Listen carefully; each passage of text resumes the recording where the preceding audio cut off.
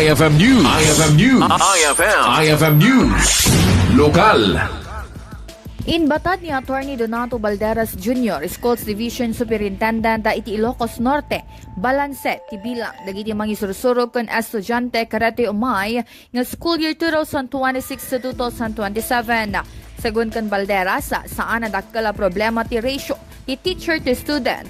Gaputa basar iti datos sa dagitoy ket makita makaanay ken saan nga agkurkurang ti bilang dagiti manursuro.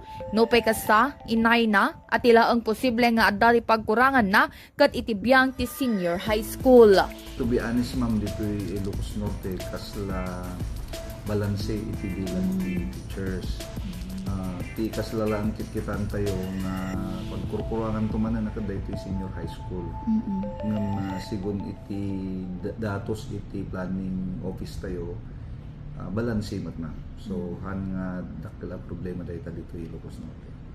Kabayatan na imunan nga inbinglay ni Balderas sa nakasaganan dagiti agduduma pagadala ni ti Ilocos Norte Division amang pasangbay karagiti agadal karete nga school year ng Rona kat nalpason ti may salawas sa brigada eskwela. Para iti IFM News sa Idol Bernadette Toledo, Tatak IFM. IFM News. IFM News. IFM News. Lokal.